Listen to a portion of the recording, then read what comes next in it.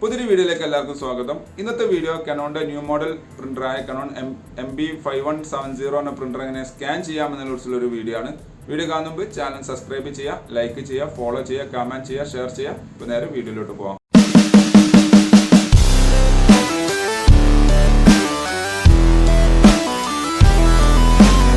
ഈ model പ്രിൻ്ററിൽ scan ചെയ്യാൻ വേണ്ട ഡോക്യുമെൻറ്റ് നമുക്ക് രണ്ട് സ്ഥലത്ത് പ്ലേസ് ചെയ്യാവുന്നതാണ്. ഒന്ന് ഈ കാണുന്ന ADF യൂണിറ്റും പിന്നെ ഈ കാണുന്ന മെയിൻ സ്കാനർ യൂണിറ്റുമാണ് വരുന്നത്.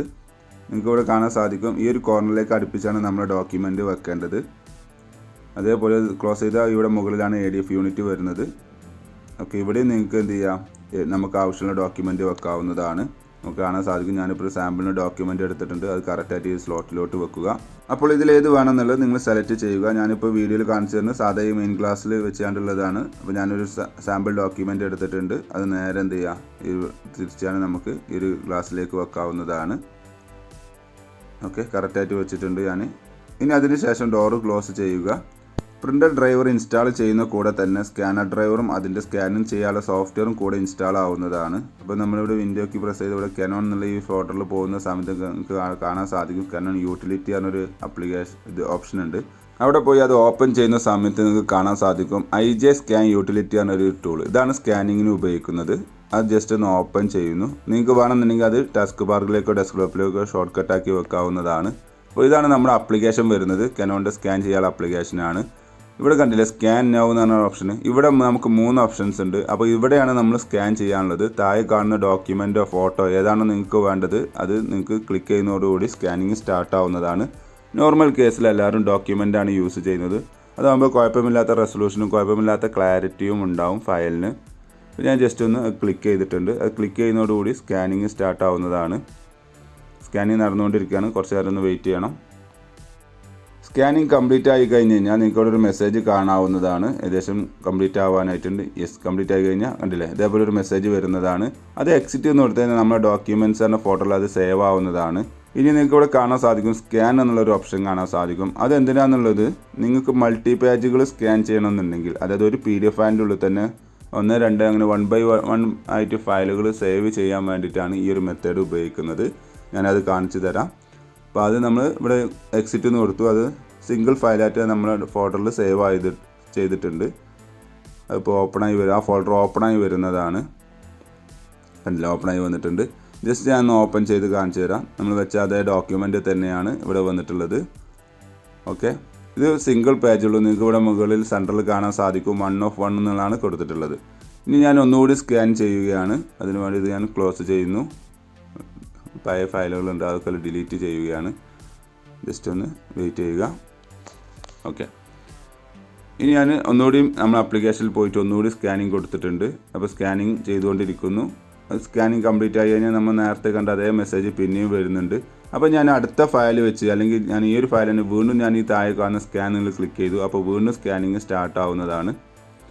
അപ്പോൾ ഈ ഒരു സിറ്റുവേഷനിലാണ് നിങ്ങൾ ഈ ഒരു സന്ദർഭത്തിലാണ് നിങ്ങൾ എന്ത് ചെയ്യേണ്ടത്, അടുത്ത ഡോക്യുമെൻ്റ് വെക്കേണ്ടത്. എന്നിട്ട് മാത്രമേ സ്കാൻ കൊടുക്കാൻ പാടുള്ളൂ. ഞാനിപ്പോൾ ഒരു സാമ്പിൾ നിങ്ങൾക്ക് കാണിച്ച് മനസ്സിലാക്കി തരാൻ വേണ്ടിയിട്ടാണ് ഞാൻ വീണ്ടും സ്കാൻ കൊടുത്തിട്ടുള്ളത്. ഞാനിപ്പോൾ 3 തവണ സ്കാനിങ് കൊടുത്തിട്ടുണ്ട്. ഏകദേശം സ്കാനിങ് കംപ്ലീറ്റ് ആയിട്ടുണ്ട്. ഇനി നിങ്ങൾക്ക് ഡോക്യുമെൻ്റ് ആവശ്യമുണ്ടെന്നുണ്ടെങ്കിൽ വീണ്ടും അടുത്ത ഡോക്യുമെൻ്റ് വെച്ചുകൊണ്ട് സ്കാൻ കൊടുത്തു കഴിഞ്ഞാൽ വീണ്ടും സ്കാനിങ് ആവുന്നതാണ്. എന്നിട്ട് കഴിഞ്ഞ് കഴിഞ്ഞാൽ ഫിനിഷ് ആയി കഴിഞ്ഞാൽ എക്സിറ്റ് എന്ന് കൊടുക്കുക. ഇപ്പോൾ നിങ്ങൾക്ക് ഇവിടെ മുകളിൽ കാണാൻ സാധിക്കും 1 of 3 എന്നുണ്ട്. നമ്മൾ 3 തവണ സ്കാനിങ് കൊടുത്തതുകൊണ്ടാണ് ഇവിടെ ഇത് ആദ്യത്തെ പേജ്, ഇത് സെക്കൻഡ് പേജ് വരുന്നു. അതിന് ശേഷം ഇത് തേർഡ് പേജ്. അപ്പോൾ നമുക്ക് എന്ത് ചെയ്യുക, ഒരു PDF ഫയലിൻ്റെ ഉള്ളിൽ കൂടുതൽ മൾട്ടി പേജുകൾ മൾട്ടി ഡോക്യുമെൻറ്റുകൾ സേവ് ചെയ്യണമെന്നുണ്ടെങ്കിലാണ് നമ്മൾ ആ ടൂൾ ഉപയോഗിക്കേണ്ടത്. അപ്പോൾ അത് ആവശ്യമില്ല എന്നുണ്ടെങ്കിൽ നിങ്ങൾക്ക് അത് എക്സിറ്റ് എന്ന് കൊടുത്താൽ മതി. ഇനി താഴെ കുറച്ച് ഓപ്ഷൻസ് ഉണ്ട്, അതൊന്നും അത്ര വലിയ ആവശ്യമില്ലാത്തതാണ്. ഇനി നിങ്ങൾക്ക് ക്രോപ്പ് കാര്യങ്ങൾ ചെയ്യണമെന്നുണ്ടെങ്കിൽ അതിനാണ് ഈ സ്കാൻ ഗിയർ എന്ന ഈ ടൂൾ ഉപയോഗിക്കുന്നത്. ജസ്റ്റ് ഒന്ന് ഓപ്പൺ ചെയ്യുക. അത് ഓപ്പൺ ചെയ്ത് കഴിഞ്ഞാൽ ഇതേപോലൊരു ബോക്സ് ഓപ്പണായി വരും. അവിടെ നിങ്ങൾക്ക് ഇവിടെ കാണാൻ സാധിക്കും ആദ്യം പ്രിവ്യൂ എന്നുള്ളത്. പ്രിവ്യൂ എന്ന് ക്ലിക്ക് ചെയ്യുന്നതോടുകൂടി ജസ്റ്റ് ഒന്ന് സ്കാൻ ചെയ്താണ് നമ്മളവിടെ വെച്ച ഡോക്യുമെൻറ്റിൻ്റെ ഒരു ഫയൽ ഇവിടെ ഒരു ഇമേജ് ഫയലായിട്ട് നമുക്ക് ഇവിടെ പ്രിവ്യൂ ആയിട്ട് കാണിച്ച് തരുന്നതാണ്. ഇവിടെ നിങ്ങൾക്ക് എങ്ങനെയാണ് ഡോക്യുമെൻറ്റ്സ് ആണോ ഫോട്ടോ മോഡാണോ ഏതാ വേണ്ടത് എന്നുള്ളത് നിങ്ങൾക്ക് സെലക്ട് ചെയ്യാം. ഇപ്പോൾ ഇത് സപ്പോസ് നമ്മുടെ ഫയലാണെന്നുണ്ടെങ്കിൽ ഇത് നമുക്ക് ഇവിടെ ഇത്രയും ഭാഗം സെലക്ട് ചെയ്തുകൊണ്ട് നിങ്ങൾ ഈ താഴെ കാണുന്ന സ്കാൻ ക്ലിക്ക് ചെയ്ത് കഴിഞ്ഞാൽ ആ ഒരു പോർഷൻ മാത്രമേ സ്കാൻ ആവുകയുള്ളൂ. അപ്പോൾ അതിന് വേണ്ടിയിട്ടാണ് സ്കാൻ ഗിയർ എന്നുള്ള ഈ സോഫ്റ്റ്വെയർ ഉപയോഗിക്കുന്നത്. ഇവിടെ കാണാൻ സാധിക്കും നമ്മളെ സ്കാൻ ചെയ്ത ഫയലാണത്. ജസ്റ്റ് ഓപ്പൺ ആക്കി കാണിച്ചു തരാം. കണ്ടില്ലേ, നമ്മൾ സെലക്ട് ചെയ്ത ഭാഗം മാത്രമേ വന്നിട്ടുള്ളൂ. അപ്പോൾ നമുക്ക് ക്രോപ്പ് കാര്യങ്ങൾ ചെയ്യാൻ വേണ്ടിയിട്ടാണ് സ്കാൻ ഗിയർ എന്ന ഈ ഒരു ടൂൾ ഉപയോഗിക്കുന്നത്. മെയിൻലി നമുക്ക് ആവശ്യമുള്ളത് ഡോക്യുമെൻ്റ് എന്നതും പിന്നെ ഈ സ്കാൻ ഗിയർ എന്ന ഈ 2 ഓപ്ഷൻസ് മാത്രമേ നമുക്ക് കാര്യമായിട്ട് ആവശ്യമുള്ളൂ. ഇനി സെറ്റിങ്സ്, ഈ സെറ്റിങ്സിൽ നമുക്ക് കുറച്ച് ചേഞ്ചസ് കാര്യങ്ങൾ വരുത്താൻ വേണ്ടിയിട്ടാണ് സെറ്റിങ്സിൽ നമ്മൾ പോകുന്നത്. അപ്പോൾ ഇവിടെ നിങ്ങൾക്ക് കാണാൻ സാധിക്കും ഡോക്യുമെൻറ്റിൻ്റെ സെറ്റിങ്സാണ് ഈ ഡോക്യുമെൻറ്റ് സ്കാൻ എന്നുള്ളത്. ഫോട്ടോ സ്കാൻ എന്ന് പറഞ്ഞാൽ ഫോട്ടോൻ്റെ സെറ്റിങ്സ് ആണ്. അപ്പോൾ ഏതാണോ വേണ്ടത് അത് സെലക്ട് ചെയ്യുക, എന്നിട്ട് അതിന് നേരെ കാണുന്ന ഇവിടെ നിങ്ങൾക്ക് ചേഞ്ചസ് ചെയ്യാവുന്നതാണ്. അപ്പോൾ സോഴ്സ് ടൈപ്പ് എങ്ങനെയാണ് വേണ്ടത് എന്നുള്ളതാണ്. മാഗസിൻ ടൈപ്പാണോ ഡോക്യുമെൻറ്റ്സ് ടൈപ്പാണോ ഏതാണ് വേണ്ടത് നിങ്ങൾക്ക് സെലക്ട് ചെയ്യാം. അതേപോലെ കളർ മോഡ് ഗ്രേ സ്കെയിലാണോ കളറിലാണോ ബ്ലാക്ക് ആൻഡ് വൈറ്റിലാണോ വേണ്ടത് നിങ്ങൾക്ക് സെലക്ട് ചെയ്യാവുന്നതാണ്. അതേപോലെ സൈസ് ഡോക്യുമെൻറ്റ് സൈസ് എങ്ങനെയാണ് വേണ്ടത് എന്നുള്ളത് ഇവിടെ ചേഞ്ച് ചെയ്യാവുന്നതാണ്.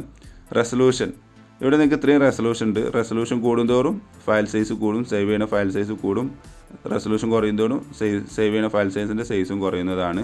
പിന്നെ താഴോട്ട് വരുന്ന സമയത്ത് എങ്ങനെയാണ് നമുക്ക് ഫയൽ നെയിം വേണ്ടത് എന്നുള്ളതാണ്. നോർമൽ കേസിൽ IMG എന്ന് തുടങ്ങുന്നൊരു പേരായിരിക്കും ഉണ്ടാവുക, അത് നിങ്ങൾക്ക് വേണമെന്നുണ്ടെങ്കിൽ മാറ്റി കൊടുക്കാവുന്നതാണ്. പിന്നെ സേവ് ചെയ്യുന്ന ഫയൽ ലൊക്കേഷൻ നോർമൽ ഡോക്യുമെൻറ്റ്സിലാണ് സേവ് ചെയ്യുക, അത് നിങ്ങൾക്ക് ഇവിടെ ആഡ് എന്നുള്ള ക്ലിക്ക് ചെയ്ത് കഴിഞ്ഞാൽ നിങ്ങൾക്ക് ലൊക്കേഷൻ മാറ്റി കൊടുക്കാവുന്നതാണ്. അവിടെ പുതിയൊരു ഫോൾഡറും ക്രിയേറ്റ് ചെയ്യാവുന്നതാണ്. ഇപ്പോൾ ആവശ്യമില്ലാത്തതുകൊണ്ട് ഞാൻ ക്യാൻസൽ എന്ന് കൊടുത്തിട്ടുണ്ട്. പിന്നെ ഏത് ഫോർമാറ്റാണ് വേണ്ടത് എന്നുള്ളത് അതിൻ്റെ താഴെ കാണുന്നത് കണ്ടില്ലേ. PDF ഉണ്ട്, JPEG ഉണ്ട്, TIFF ഉണ്ട്, PNG ഉണ്ട്. ഏത് വേണമെന്നുള്ളത് നിങ്ങൾക്ക് നിങ്ങളുടെ ഇഷ്ടാനുസരണം മാറ്റി കൊടുക്കാവുന്നതാണ്.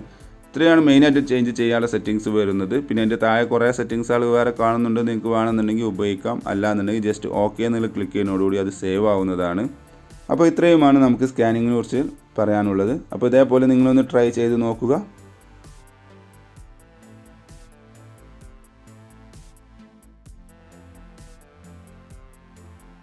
Thanks for watching my video ഇഷ്ടമെന്ന് വിചാരിക്കുന്നു. സബ്സ്ക്രൈബ് ചെയ്യാൻ മറക്കരുത്, ലൈക്ക് ചെയ്യുക, കമൻറ്റ് ചെയ്യുക, ഷെയർ ചെയ്യുക. അപ്പോൾ ഓക്കെ, ബൈ.